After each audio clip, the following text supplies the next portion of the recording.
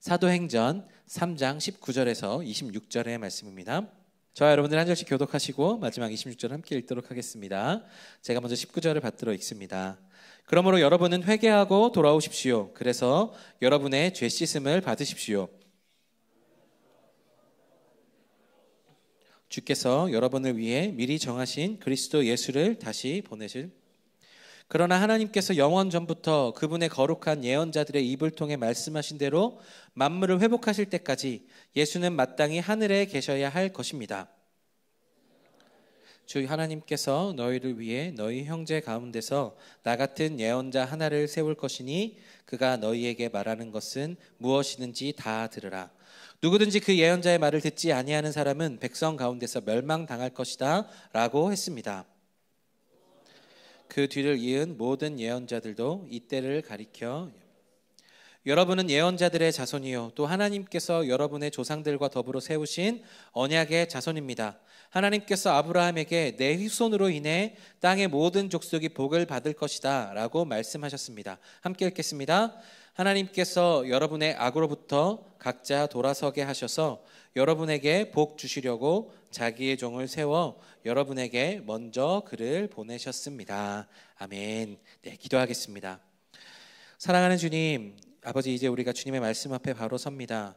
주님의 말씀이 우리에게 살아있고 운동력이 있어 우리의 영과 혼과 골수를 찔러 쪼개내는 역사가 있는 줄로 믿습니다. 아버지, 하나님의 역사로 우리가 믿음과 변화에 대한 말씀들을 계속해서 듣게 하시고 아버지, 믿음으로 더욱더 변화되는 우리 청년들 되게 하여 주셔서 아버지, 우리가 더욱더 성숙하고 하나님께서 기뻐하시는 모습으로 자라갈 수 있도록, 성숙할 수 있도록 주님 인도하여 주시옵소서. 성령님, 이 시간 우리 가운데 운행하여 주셔서 우리의 마음과 길을 열어주시고 말씀이 뿌리내려 우리에게 열매 맺을 수 있도록 함께하여 주옵소서. 감사합니다. 예수 그리스도의 이름으로 기도합니다. 아멘. 네, 오늘 저는 예수님을 따라 새롭게 살아가는 축복, 예수님을 따라 새롭게 살아가는 축복이라는 제목으로 말씀을 나누겠습니다.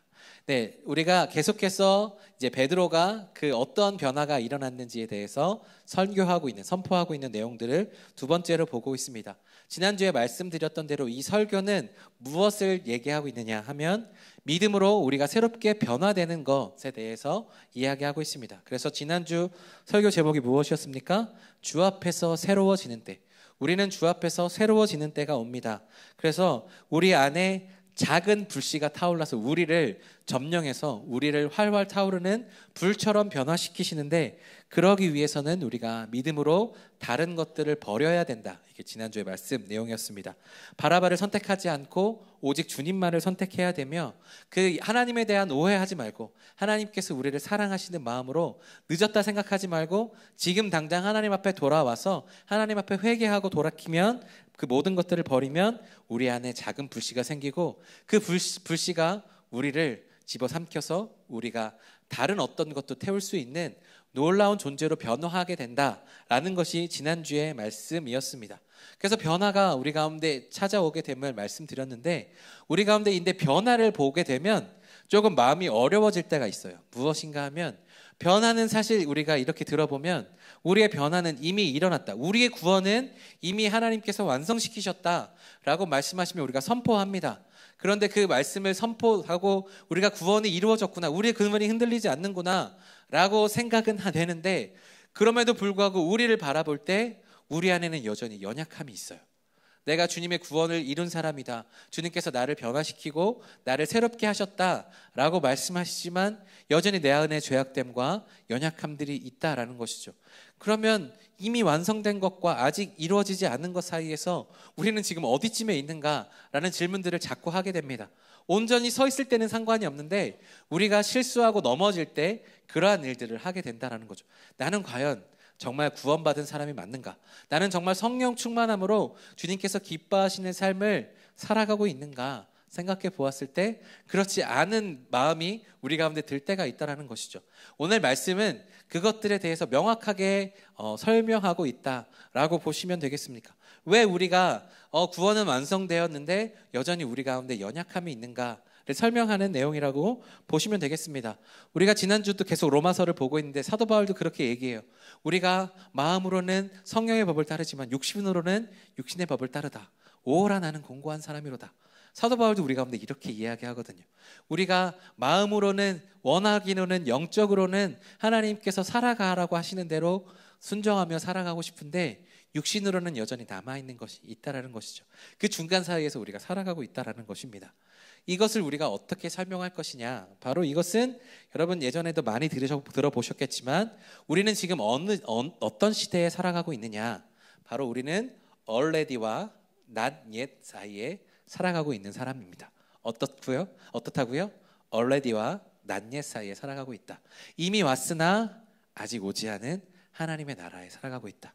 마커스 노래 중에 있었죠. 그가 다스리시는 그의 나라에서 이미 왔으나 아직 오지 않은, 이게 여러분 이해가 잘 안 되실 수 있겠지만 우리 가운데 이미 왔으나 아직 오지 않은 그 중간지대에 우리가 살아가고 있다라는 것이죠.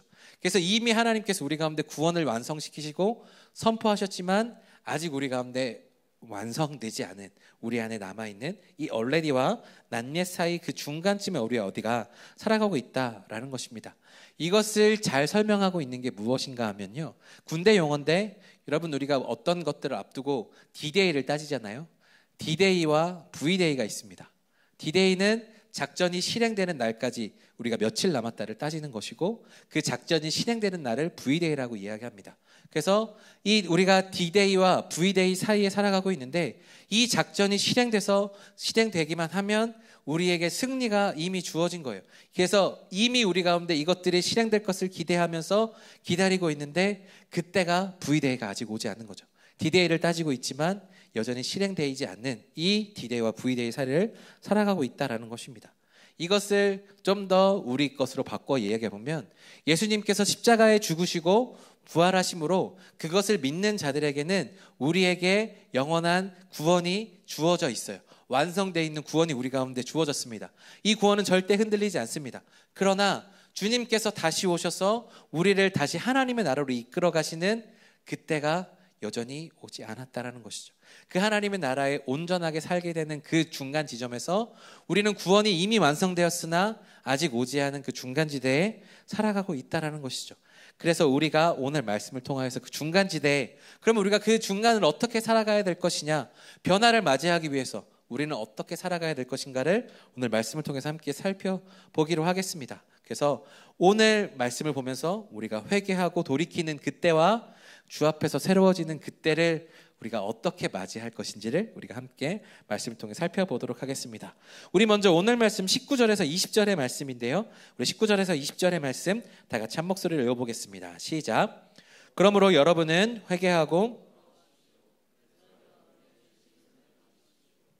그러면 주 앞에서 새로워지는 때가 올 것이요, 주께서 여러분을 위해 미리 정하신 그리스도 예수를 다시 보내실 것입니다. 아멘. 그래서 오늘 메시지 포인트 첫 번째는 무엇인가 하면, 베드로는 우리가 회개하고 죄 씻음을 받고 주 앞에서 새로워지는 이 세 단계에 대해서 선포를 하고 있습니다. 회개, 죄 씻음, 주 앞에서 새로워지는 때. 19절에 보시면 회개하고 돌아오십시오 라고 이야기하고 있죠. 이것이 회개의 첫 번째 단계이고, 그 다음에 우리의 죄 씻음을 받는 단계, 그리고 그 다음에 주 앞에서 새로워지는 이때를 이야기합니다. 이것을 우리가 바라보게 되는데, 여러분 이것을 씨앗 코스 들으셨던 분들은 기억하실지 모르겠지만 이 세 단계로 분류할 수 있습니다. 무엇인가 하면 회심, 성화, 영화. 네, 떴죠? 회심, 성화, 영화입니다. 회심은 언제인가 하면 우리가 죄를 깨닫고 돌이키는 그때입니다. 회개하고 돌아와라 말씀하시는 그때, 우리가 그 죄인임을 깨닫고 하나님 앞에 회심 단계를 거치면 우리는 우리의 구원이 이미 완성되어 있는 관계예요. 영화는 무엇이냐? 이 하나님, 예수님께서 재림하시거나 우리가 죽음을 당하고 하나님 나라에 들어가서 우리의 모습이 온전히 예수 그리스도와 함께, 예수님께서 부활하셔서 보여주셨던 그 부활체와 동일한 모습으로 부활하는 그때, 예수님과 동일해지는 그때를 무엇이라 하냐면 영화라고 합니다. 그래서 우리는 회심의 단계에서 지금 시작해서 영화의 단계로 걸어가고 있는 중인데, 그 중간 단계를 무엇이라고 하느냐? 바로 성화, 거룩해지고 있다라는 뜻이죠. 그래서 회심과 성화와 영화의 단계를 거치고 있다라는 것입니다. 오늘 말씀 19절에 다시 보시면 회개하고 돌이킨다라고 말씀하셨습니다. 그러므로 여러분은 회개하고 돌아오십시오. 이것이 바로 회심의 단계입니다. 여러분 누가복음 15장에 보시면 탕자가 그 지난주에도 말씀드렸지만 언제 그의 삶의 역전이 시작되었느냐 하면 자신이 하나님과 아버지에게 죄를 지었습니다 라고 이야기하고 돌아오는 그때입니다. 아버지의 집으로 가는 때, 내가 아버지의 재산을 다 말아먹고 탕진했고 허랑방탕하다가 고생하다가 내가 죄인이구나를 깨닫고 아버지의 집으로 돌아가는 그때, 바로 그 걸음을 시작한 그때의 단계가 바로 회심의 단계라고 보시면 되겠습니다. 그리고 그 아버지의 집에 들어가서 아버지를 만나고 아버지가 베풀어 주신 그 잔치에 들어가는 것, 내가 아버지의 아들로서 인정받을 수 없다라고 생각하면서 갔지만 아버지는 나를 아들로 붙잡아 주셔서 그 잔치에 참여하도록 하는, 그래서 그 잔치에 참여하는 때가 바로 영화의 때.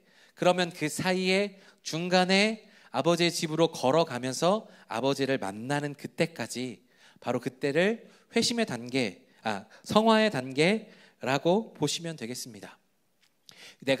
그래서 우리가 회심을 하면 무엇이 되느냐 하면, 내가 아버지에게서 떠나서 아버지와 아무런 상관없는 사람이 되었다가 아버지께로 돌아가서 아버지를 만나게 되므로 그 회심을 하면 어떻게 되었느냐, 아버지의 아들이 아니었다가 아버지의 아들로 회복이 되죠. 우리도 마찬가지입니다. 내가 주님 앞에 죄를 지었구나, 내가 주님 앞에서 잘못 살았구나를 생각하고 하나님 저를 불쌍히 여겨주십시오, 저를 회복시켜 주십시오 라고 이야기했을 때 우리를 죄에서 깨끗하게 하시면서 무엇이 일어나느냐, 바로 신분의 변화가 일어납니다. 신분의 변화가 일어나서 우리가 아버지의 자녀가 되는 놀라운 은혜가 주어지죠. 영접하는 자, 곧 그 이름을 믿는 자들에게는 하나님의 자녀가 되는 권세를 주신다. 그래서 우리가 믿음으로 고백하면 하나님의 자녀로서의 우리의 신분이 회복이 되는 역사가 나타납니다. 그래서 회심을 하고 우리의 자녀의 신분이 회복되고 이것이 아버지를 다시 떠나지 않는 이상 이것이 절대로 흔들리지 않습니다. 바로 이것이 우리에게 완성된 하나님의 나라, 이 구원인 것이죠. 그러나 그때부터 그 아버지의 나라의 잔치를 누리는 그 시기까지는 우리는 계속해서 살아가고 있는 스스로의 삶들이 남아있다는 거죠. 여전히 우리 삶에 우리가 배워야 되고 예수님을 닮아가기 위한 노력들을 하는 것이 성화의 단계라는 것이죠. 우리가 아버지의 하나님의 자녀가 되면 그것으로 우리의 모든 것이 끝났다라고 생각하지만 그것이 끝이 아닙니다. 그때서부터 시작입니다. 그때서부터 지난주에 제가 말씀드렸다시피 우리 안에 불씨가 타오르죠. 그리고 불씨가 타오르면 어떻게 됩니까? 거기에 대하여서 우리가 바람도 불고 불쏘시개도 넣고, 그래서 그 불이 큰 불이 될 수 있을 때까지 우리는 거기에 대하여서 최선을 다해야 된다 말씀드렸죠. 바로 이것이 성화의 단계라고 보시면 되겠습니다. 그래서 우리는 계속해서 말씀을 보며 기도하는 그런 자리로 나아가야 된다라는 것이죠. 그래서 우리가 회심을 하고 지금 우리가 이 자리에 나와서 예배를 드리고 말씀도 읽고 기도도 하고 그러한 성화의 단계를 거쳐서 그렇게 우리가 점점 더 예수 그리스도를 닮아가고 작은 불에서 큰 불이 되어 가면서 결국 예수 그리스도라는 큰 불을 만나서 그분의 불이 우리의 불이 되는 그때, 하나님의 나라에서 우리가 완전해지는 그 영화의 단계를 거칠 때까지 우리는 계속해서 이 성화의 단계를 거치는 사람들이라는 거죠. 그래서 누군가는 좀 더 영화의 단계에 가까울 수도 있고요, 누군가는 회심의 단계에 좀 더 가까울 수 있습니다. 그래서 우리 가운데 나타나는 삶의 영역들이 굉장히 다양하죠. 어떤 사람은 굉장히 성숙한 모습으로 나타나고 어떤 사람은 굉장히 좀 아직도 케어가 필요한 초신자의 모습으로 나타날 때가 있습니다. 왜 그런가 하면 각자 쌓아놓은 그 신앙의 단계가 다르기 때문입니다. 그런데 우리가 하나님의 자녀로서 우리는 이러한 삶의 단계들을 반드시 거쳐야 되는데 이것들을 하나님께서 우리 가운데 말씀하신다라는 것입니다. 하나님께서 우리 가운데 영화의 단계를 거치도록 말씀하시는데 한 번에 이루어지게 하시기보다 바로 지금부터 조금씩 하나님의 나라를 맛보면서 우리가 이곳에서 하나님의 나라를 맛보고 우리가 하나님의 나라를 세워갈 수 있도록 우리를 계속해서 성화의 단계에 머무르게 하신다라는 거죠. 그래서 믿음으로 우리가 변화에 이르지만 그럼에도 불구하고 우리 안에 여전히 부족함이 있는 것, 우리가 성화의 단계를 거치기 때문입니다. 그래서 우리가 이렇게 성화의 단계를 거치는 것을 생각해야 된다라는 것이죠. 신분이 회복되어서 우리 신분이 흔들리지는 않습니다. 그러나 그 신분이 회복된 하나님의 자녀로서 우리가 조금씩 하나님을 더 닮아가는 사람들로서 살아가야 된다라는 것이죠. 그러면 우리가 어떻게 이 성화의 단계를 거칠 수 있는가? 무엇으로 우리가 성화 단계를 거쳐야 되는가? 그것이 오늘 말씀 두 번째 메시지 포인트입니다. 오늘 말씀 21절인데요. 우리 21절의 말씀 다 같이 한 목소리로 읽어보겠습니다. 시작. 그러나 하나님께서 영원 전부터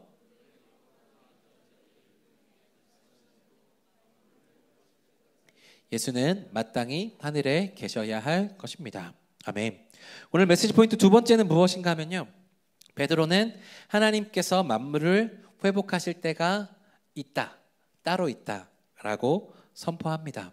하나님께서 만물을 회복하시는 때가 따로 있다라고 선포하는데 이 만물을 회복하게 하시는 때가 언제냐? 바로 주님께서 다시 오시는, 주님께서 우리를 영화롭게 하시는 바로 그 다시 오시는 영화의 때가 우리 가운데 주어지게 되는데 그때가 오게 될 때까지 예수님은 계속 하늘에 머물러 계신다 말씀하고 있죠. 예수님께서도 살아생전에 말씀하셨습니다. 때와 시기는 너희가 알 바가 아니고, 예수님께서 다시 오실 때가 언제, 주님의 나라를 회복하실 때가 언제입니까? 그때는 반드시 올 건데 그때는 언제일지 나도 몰라, 하늘에 있는 천사도 모르고 오직 아버지만 아시느니라 라고 예수님께서 말씀하셨죠. 그렇게 못 박았습니다. 그래서 예수님께서 올라가셨던 그 당시 초대교회 사람들은 예수님께서 금방 오실 줄 알았어요. 그러나 우리가 지금까지도 살고 있는 것처럼 예수님의 재림은 계속해서 늦어지고 있죠. 그때는 우리가 알지 못합니다. 그래서 하나님께서 우리 가운데 나타나셔서 우리를 영화롭게 하실 그때에 대해서는 우리는 그때와 시기는 전혀 알 수가 없습니다. 그러면 그때까지 우리는 무엇을 해야 되느냐? 바로 이 성화의 단계를 열심히 가지고 우리 열심히 살아야 된다라는 것입니다. 이 성화의 여정은 그때를 알지 못하니 우리가 깨어 있어서 날마다 하나님의 말씀으로 우리를 채우는 것을 이야기하고 있습니다. 오늘 말씀 22절에 이런 말씀이 있습니다. 우리 22절 말씀 다 같이 한 목소리를 읽어보겠습니다. 시작. 모세는 말하기를 주 하나님께서 너희를 위해 형제 가운데서 나 같은 예언자 하나를 세울 것이니 그가 너희에게 말하는 것은 무엇이든지. 잠깐 띄워주시겠어요? 여기서 22절에 보시면 주 하나님께서 너희를 위해 형제 가운데서 나 같은 예언자 하나를 세울 것이니, 여기서 말하는 나 같은 예언자 하나 누구십니까? 바로 예수님입니다. 모세가 우리 후손을 통하여서 예언자를 세우실 것이다. 그 예언자가 말씀하시는 것들은 이제 23절에 보시면 그것들을 다 들어라 이제 말씀하고 계시는데, 우리의 후손들을 통하여서 메시아가 올 것인데 그 예언자의 말을 너희는 다 들어라. 그러나 그 말을 듣지 않는 사람들은 백성 가운데서 멸망하게 될 것이다 라고 이야기합니다. 여기서 우리가 얼레디와 낫옛으로 다시 한번 생각해 보면 예수님께서 십자가에 달려 죽으셔서 우리 가운데 십자가로 완성하신 그 구원의 완성은 이미 우리 가운데 주어졌습니다. 그리고 그 이후에 예수님께서 다시 오시기까지 그 하늘에서 주님은 여전히 계십니다. 그런데 우리는 그 때까지 성화의 단계를 거쳐야 되는데, 오늘 20에서 베드로가 이야기했던 대로 구약시대 사람들에 대해서 이렇게 이야기하고, 예언자가 우리 가운데 올 건데 그 말씀을 들어라. 그러면 이 청중들이 지금 듣고 있는 이 상황에서는 예수님이 계신 겁니까? 안 계신 겁니까? 안 계신 거죠. 예수님께서 계시지 않는 상황에서 예수님이 여러분들 가운데 말씀하시는 것을 드려야 합니다. 듣지 않으면 당신들은 망합니다 라고 모세가 얘기했다라는 것이죠. 지금 우리에게도 적용해 보겠습니다. 예수님께서 우리 가운데 오셔서 우리의 구원을 완성하여 주셨습니다. 그런데 주님이 우리 가운데 영화의 단계에 이르시기까지는 하늘에 계십니다. 그러나 주님께서는 여전히 우리 가운데 지금 성화의 단계를 걷는 우리들에게 말씀하고 계시죠. 성경을 통해서 우리에게 성령님을 통해서 말씀하시는 분이시다라는 것입니다. 그러면 우리가 성화의 단계를 거칠 때 무엇을 해야 되느냐? 바로 성령의 인도하심을 받고 성령께서 말씀하시는 예수 그리스도의 그 말을 따라가는 우리들이 되는 것, 바로 그것이 성화의 단계라고 이야기를 하는 겁니다. 세상에서 이야기하는 세상의 소리를 들으며 살아갈 것이 아니라, 세상에서 생각하는 그것들을 붙잡을 것이 아니라 오직 예수 그리스도의 말씀을 붙잡아라 라는 것이죠. 지난주에 말씀드렸다시피 이 선택이 얼마나 무거운 것인지 엄중한 것인지를 알지 못해서 세상 사람들은 예수 그리스도를 선택하지 않고 바라바를 선택했다라고 말씀드렸습니다. 오늘 이 구약 시대, 그리고 지금 우리들에게 동일하게 주어집니다. 예수님께서 우리 가운데 완성시켜 주셨지만 여전히 우리는 그 얼레디와 낫옛 사이에 살아가고 있습니다. 예수 그리스도의 말씀이 우리 가운데 선포되었고 우리 가운데 정해져 있고 우리 가운데 펼쳐져 있지만 그것을 선택하는 것은 우리의 몫으로 주어졌다라는 것입니다. 우리의 보이지 않는 그 가운데서 우리는 어떤 것을 선택하며 나가야 될 것이냐. 성화는 바로 보이지 않는 그 예수 그리스도의 말씀을 선택하고 그 말씀에 순종하며 살아가는 것, 이것이 우리 가운데 성화라고 말씀하시는 거죠. 그래서 이 말씀을 따라 살아가는 것, 이것이 우리 가운데 중요한, 거룩하게 되는 가장 중요한 것임을 모세를 통하여서 베드로는 다시 한번 선포하고 있는 것입니다. 그러나 문제는 무엇이냐? 이것이 때가 기한이 정해져 있지 않기 때문에 우리가 이것을 매일매일 할 때, 반복해서 할 때 우리가 때로는 지칠 때가 있다는 것이죠. 우리 스스로 지칠 때가 있고요. 주변의 환경 가운데서 보면서 이렇게 주님의 말씀을 따라가지 않는 사람들이 나보다 더 잘 사는 것 같을 때 우리는 마음이 흔들립니다. 그래서 그것들을 따라가고 싶은 마음들이 우리 가운데 들게 되는 거죠. 그러나 오늘 말씀은 우리 가운데 분명하게 이야기합니다. 그 말씀을 듣지 않는 사람은 멸망하게 될 것이다. 말씀을 따라가는 사람은 반드시 생명의 길로 나아갈 것이다. 우리는 그래서 이 길을 반드시 붙잡아야 됩니다. 오직 주님의 말씀을 따라가는 사람들, 그런 성화의 단계를 거쳐 나가는 사람들, 바로 그런 사람들이 멸망하지 않는 사람들이라고 우리 가운데 이야기하고 있습니다. 그러므로 사랑하는 여러분, 오늘 말씀을 기억하면서 우리가 붙잡아야 될 것은 바로 예수 그리스도, 눈에 지금 보이지 않지만 당장 우리의 마음 가운데는 들리는 것 같고 성경으로는 우리가 잡을 수 있지만 실제 육신의 눈으로는 볼 수 없는 그 말씀을 붙잡는 것이 진짜 우리가 복된 길이고 우리의 성화의 길이라는 것을 오늘 우리 말씀은 우리 가운데 이야기해주고 있습니다. 그러므로 여러분, 말씀대로 살아가기에 힘과 애를 쓰시는 저와 여러분들이 되기를 간절히 소망합니다. 제가 지금 여러분들과 함께 로마서도 같이 읽고 있고 큐티도 하고 있고 설교 준비도 하고, 제가 이렇게 쭉 읽다 보니까 하루를 보낼 때 가끔 말씀만 읽다가도 하루 종일을 보낼 때가 있어요. 왜냐하면 로마서 여러분들이랑 제가 읽게 하고 저는 안 읽을 수 없잖아요. 그래서 저도 같이 로마서 개관을 올리고 저도 같이 읽습니다. 그리고 목사가 되면서 자꾸 큐티를 등한시하게 돼요. 왜냐하면 설교를 하니까 말씀 묵상하면서 말씀 준비하는, 설교를 준비하는 묵상은 하지만 실제 내 삶의 영혼의 양식이 되는 그 큐티를 자꾸 잊어버릴 때가 있거든요. 그래서 그거를 열심히 합니다. 그것도 하고, 그리고 설교 준비해야 되니까 설교를 준비하는 묵상도 하게 되죠. 그러면 그것만 깊이 하더라도 하루가 모자랄 때가 있어요. 하나님의 말씀 이렇게만 해도, 근데 제가 그것만 해야 되는 사람이 아니라 제가 교회적으로 체크해야 되는 행정적인 문제들도 있고 찬양도 해야 되고 여러 가지 해야 될 일들이 있죠. 그런 가운데서 말씀 하나를 이렇게 제대로 붙잡는 것도 참으로 어려운 일이구나를 생각할 때가 있었습니다.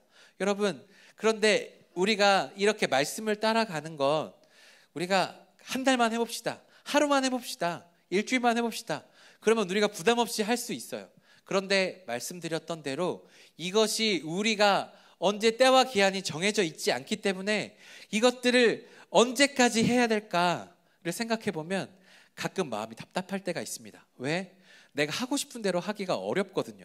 말씀대로 따라가다 보면 내 육신이 하고 싶은 것을 안 해야 될 때가 있고 내가 하고 싶은 것을 하다 보면 그것들을 놓칠 때가 있거든요. 그래서 그것들이 굉장히 무겁게 다가오는 때가 있습니다. 그럼에도 불구하고 오늘 말씀은 우리 가운데 무엇을 이야기하느냐? 여러분, 때가 시기가 정해져 있지 않고 오직 하나님의 주권에 있지만 여러분 열과 힘과 온 마음을 다하여서 오직 하나님의 말씀을 선택하라고 이야기합니다. 왜요? 이 말씀을 붙잡지 않는 사람은 멸망하기 때문에, 이 말씀의 끝에는 하나님의 말씀이, 하나님의 생명이 있기 때문에 우리에게 이것들을 끝까지 붙잡으라고 성경은 우리 가운데 이야기하고 있습니다. 여러분, 그래서 성경에서 예수님께서 우리 가운데 무엇이라 하셨는가 하면 우리에게 좁은 길로 걸어가라 말씀하셨습니다.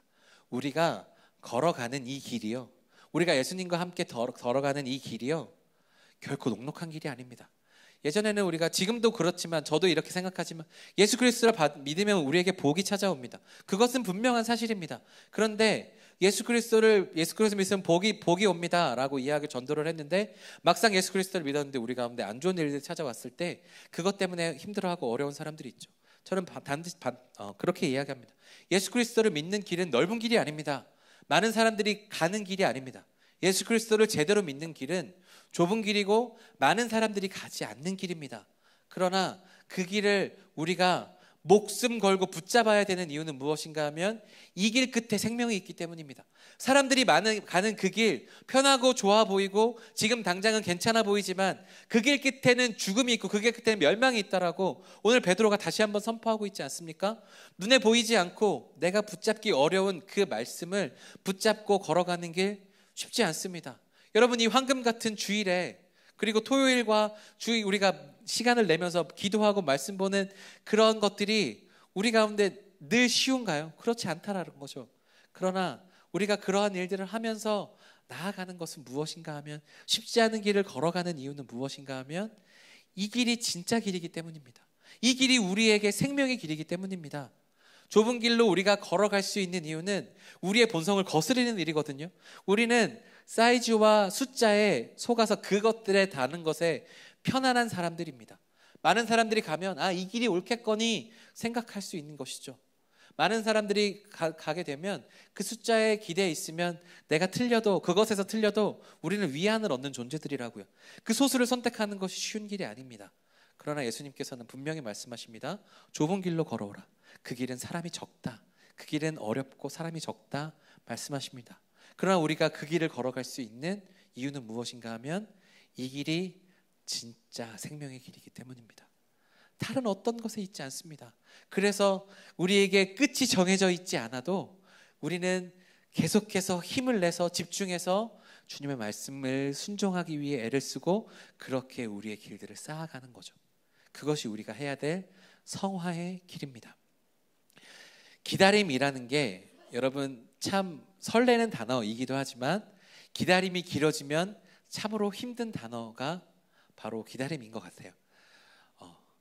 기다린다라는 것은 참 좋은 일 같아 보이지만 그것이 늦춰지면 우리는 그 기다림을 포기하고 싶고 그것들이 그 기다림으로 우리를 지치게 하는 때가 있습니다.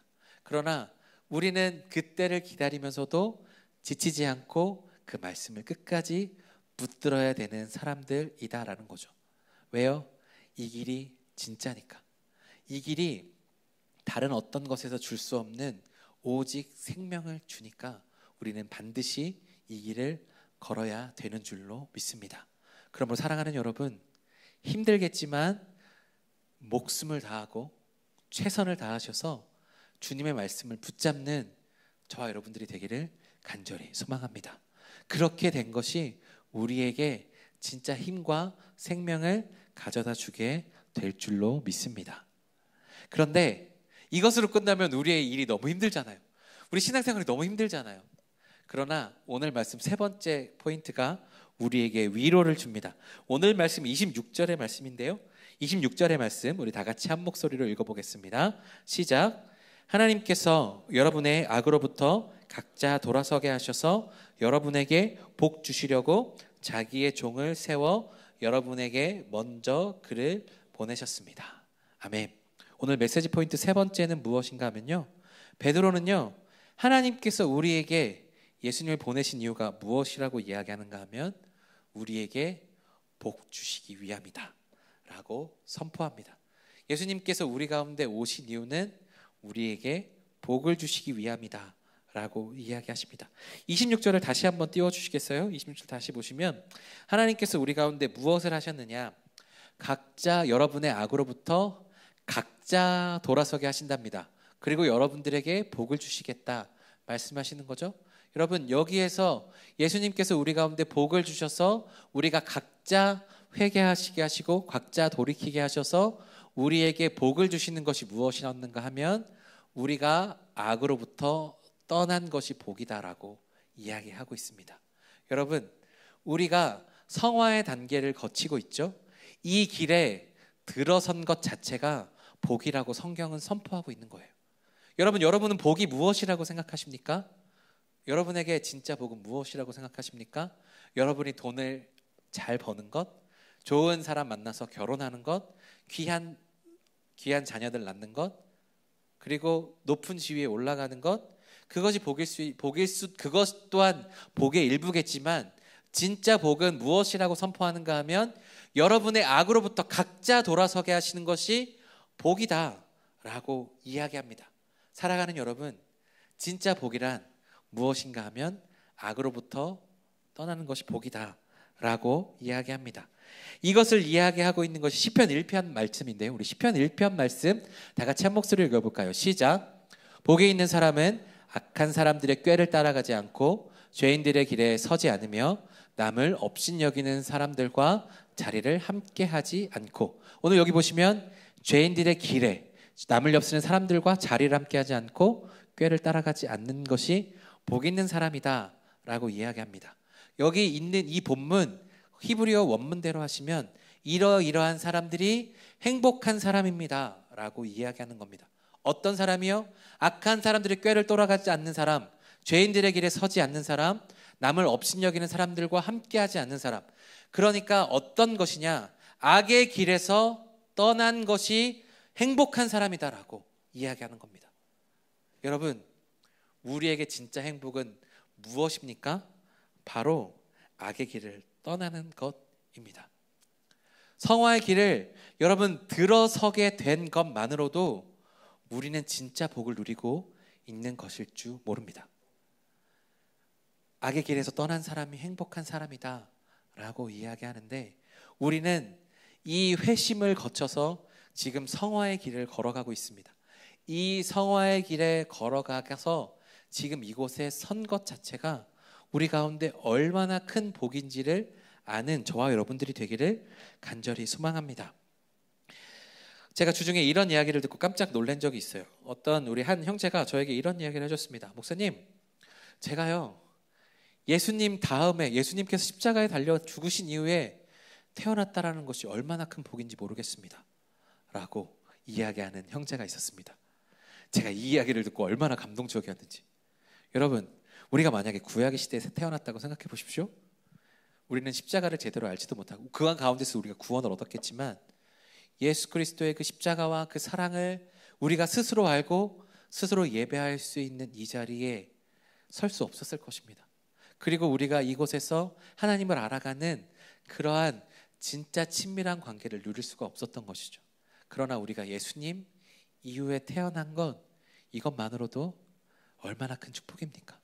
그것이 우리 가운데 주어지는 것인데요. 제가 그 이야기를 들으면서 요것이 떠올랐어요.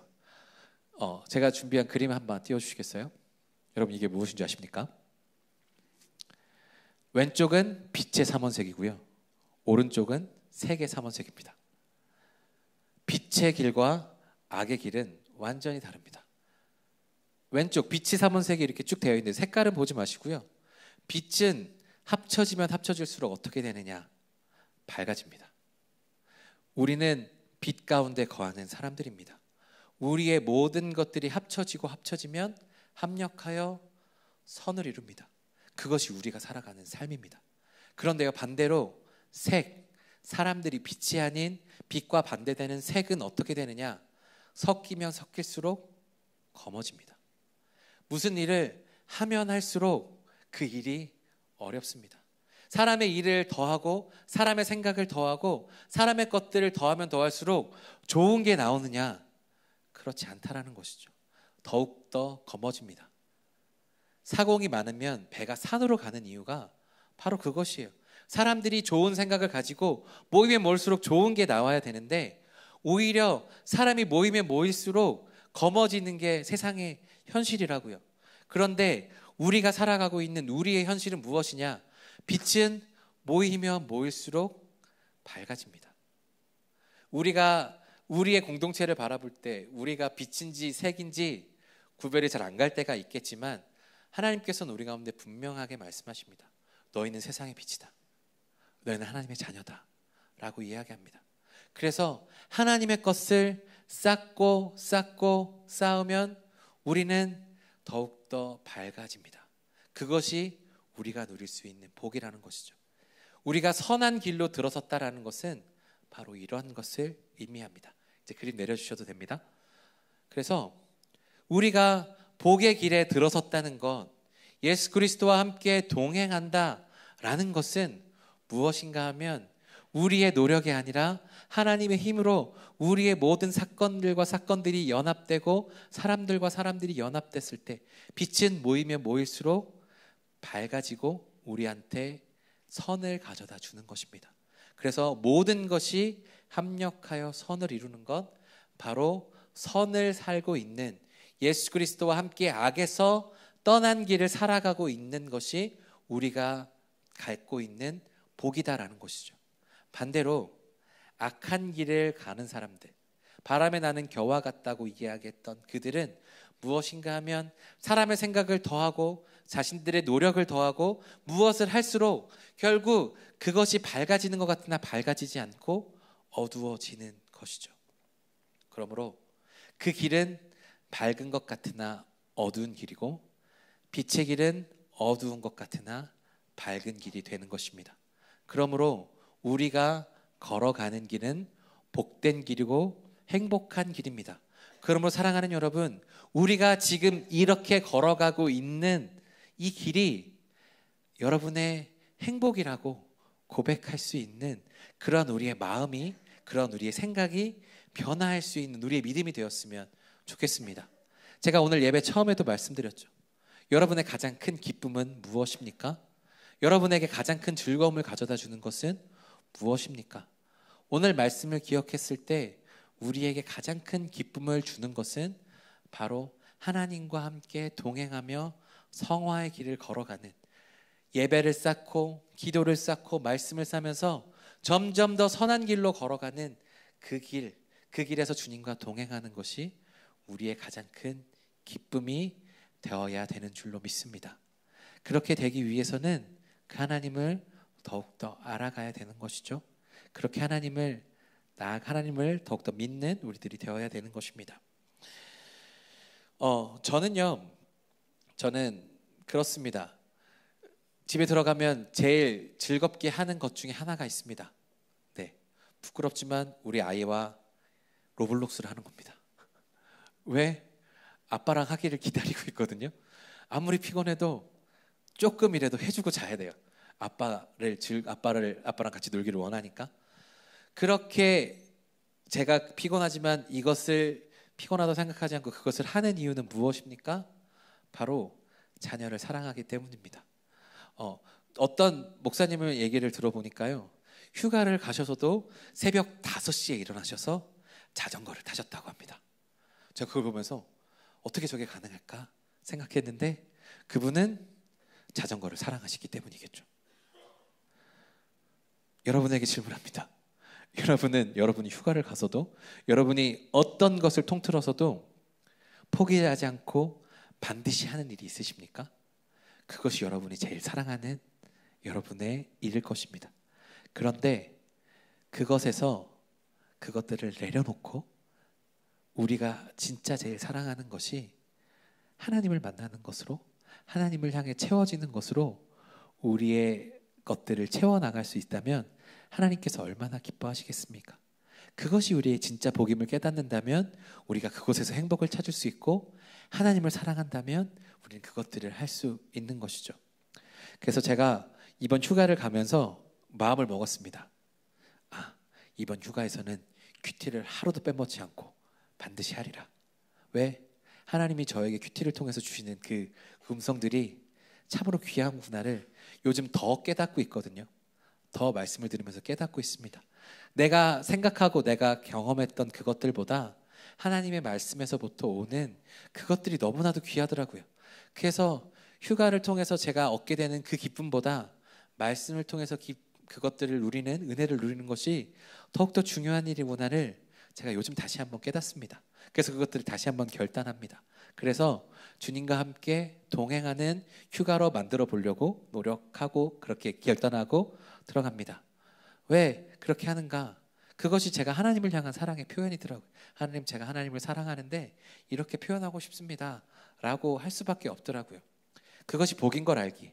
이렇게 내 삶을 성화의 것들을 기쁨으로 채우기 시작하면, 행복한 것들로 채우기 시작하면 그것이 결국 선을 이루어서 우리가 영화의 단계에 이를 때까지 하나님의 은혜로 우리를 채워주기 때문에요.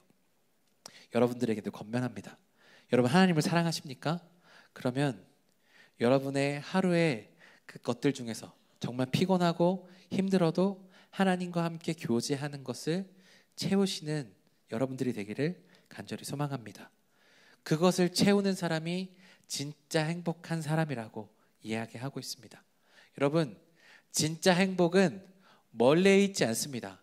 우리에게 정말 선한 것을 가져다 주고 우리에게 정말 세상의 것들을 가져다 주면서 우리가 그것으로 행복해지는 것이 아닙니다. 진짜 행복한 것은 하나님을 기다리면서 하나님과 함께 내 마음을 채워나가는 것, 그것이 진짜 행복한 일이다라는 생각을 해보게 됩니다. 오늘 말씀을 묵상하면서 롱디가 떠올랐어요. 장거리 연애하는 사람들, 실제로 볼 수 없지만 그들은 영상통화를 하든 카톡을 하든 어떻게든 연결돼 있으려고 하죠. 롱디를 할 수 있는 그것들이 다시 만나는 것이 너무나도 중요하지만 그 사이에 계속해서 롱디가 연결될 수 있으려면 어떻게 되느냐, 둘이 연결될 수 있는 수많은 방법들을 찾아야 되죠. 카톡을 하거나 문자를 하거나 페이스타임을 하거나 편지도 보내거나, 그 수많은 것들이 어렵게 느껴질까요? 어렵게 느껴지지 않습니다. 그 기다리는 것이 어려울까요? 어렵지 않습니다. 왜요? 사랑하기 때문에. 마찬가지입니다. 우리가 주님을 사랑한다면 주님께서 우리에게 오셔서 우리에게 완전한 회복을 주실 때 그 사이에 우리가 하나님을 향하여서 사랑을 표현하는 그것들이 우리 가운데 전혀 힘들지 않은 겁니다. 이 길 끝에 생명이 있기 때문에 우리가 기다리지만 그것들을 즐겁게 기다릴 수 있는 길이 우리 가운데 주어졌다라는 것이죠. 하나님이 우리를 사랑하셔서 우리에게 이러한 길들로 하나님께서 먼저 우리 가운데 말씀하시거든요. 그러면 그 말씀에 우리가 아멘 하며 순종하면서 함께 티키타카하며 주님과 함께 동행하는 것이 우리에게 진짜 즐거움이다라는 것이죠. 그런 즐거움을 누릴 수 있는 저와 여러분들이기를 간절히 소망합니다.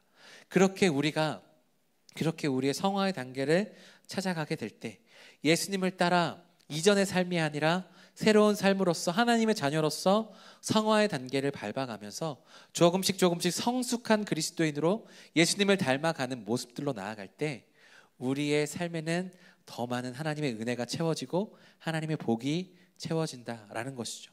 바로 악의 길을 떠나 하나님의 길을 걸어가기로 결단한 여러분들의 그 길이 복된 길임을 여러분 잊지 않으시기를 바랍니다.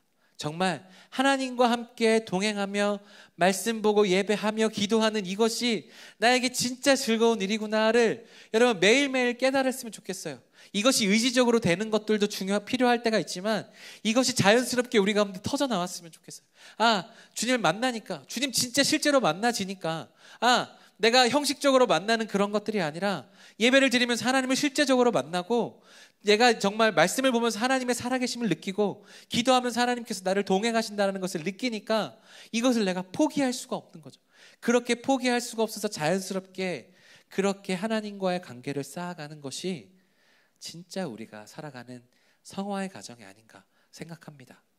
의지를 들여서 하는 그런 성화도 중요한 성화겠지만 진짜 복된 길은 그것을 즐겁고 행복하게 가는 것이죠. 그러므로 사랑하는 여러분, 우리의 진짜 변화는 바로 하나님을 사랑하는 것에서 시작합니다. 하나님을 사랑하면서 내가 죄인 되었습니다를 고백하면서 우리의 신분이 회복되었다면 거기서부터 우리는 하나님을 사랑한다고 고백하고 그 사랑을 통하여서 하나님과의 관계를 계속해서 쌓아나가는 겁니다. 그러면 그 사랑이 우리를 변화시킵니다. 넘어졌다가도 다시 일으키십니다. 세상 속에서 살면서 우리가 또 넘어질 때가 있잖아요. 그래도 다시 일어나게 하십니다. 그리고 하나님과 함께 동행하는 것이 우리의 기쁨이 되는 것입니다. 그렇게 살다가 또 넘어집니다. 그렇게 넘어졌다가 완전히 주저앉는 것이 아니라 다시 일어나서 하나님을 향해 걸어가는 것. 그렇게 기쁨으로 걸어가다가 또 넘어지고 다시 일어나고 그것들을 반복하면서 우리가 조금씩 성장하는 거예요. 그렇게 나아가는 거예요. 그래서 하나님을 사랑하는 것부터 시작해서 우리의 변화는 시작되고 나아가게 되는 줄로 믿습니다.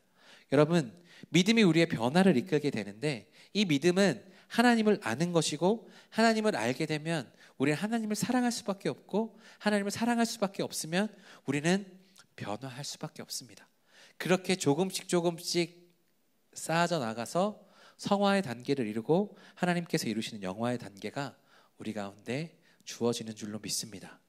그러면 사랑하는 여러분, 성화의 단계를 걷는 것이 너무 큰 무거움이다 생각하지 마시고 즐거움으로 느끼실 수 있는 그렇게 되시는 여러분의 믿음이 되기를 간절히 축복합니다.